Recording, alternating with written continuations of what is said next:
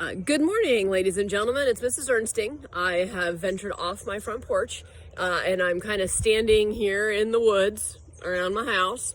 And I'm here because I had a request from one of our third graders who happens to know that I have bees on my property on purpose. We have a good friend who is a beekeeper, and when we moved out here, he wanted to try a couple of beehives and see how they did. They did really, really well. And so now I have 4 of them. It's a little chilly this morning, so there's not a whole lot of activity at the hive, which is just fine with me because I'm standing really pretty close to them.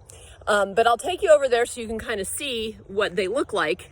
I have 4 of them. The blue boxes here on these 2, these are my 2 newest hives, and that contains some food for the bees. They just got here, and so we need to give them some food here besides just the pollen that they get from the flowers. And then these 2 were here last year. This big one on the end does have a little bit of activity. I will come over here and you can kind of see bees all went inside. Oh, here comes one. There they go. They're going in and out now, and they're going out to collect pollen. And then they bring it back in, and inside of there, as it's warming up, I can see a lot more activity. So I'm gonna walk away from them. They're constructing the hive. There's a queen bee inside of there that lays eggs inside of there, and then they'll either be what they call drones or worker bees, I guess, and they're busy. And I have planted a bunch of flowers. Not all of them have come up and such, but to help provide food for those bees.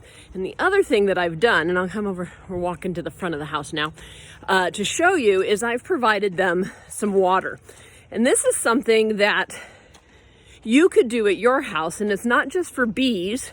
It would be for butterflies and such like that. They need water. And it's kind of hard sometimes for them to, go to a drinking fountain or something like that. And so I have a bird bath, but I converted it to a bee and butterfly waterer. And I filled the bird bath with marbles. And then I put some water in there. And there's already some bees going at it here. Here is my bird bath with marbles. And you can see the bees on there. Before I leave today, put a little bit more water in there, but they're just crawling around, and they get down in there, and this gives them a place to land so that hopefully they don't drown.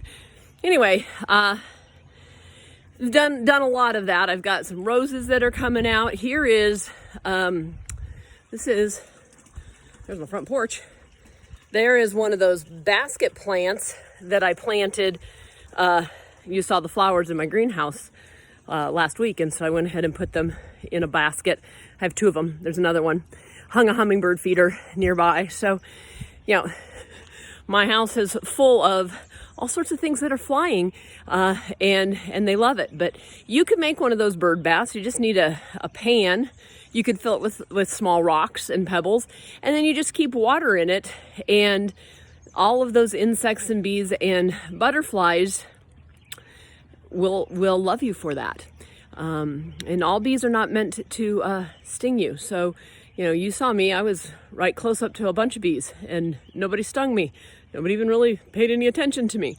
And as long as I leave them alone, they're gonna leave me alone. Anyway, that's Mrs. Ernsting from off her front porch. I will talk to you later. Almost forgot.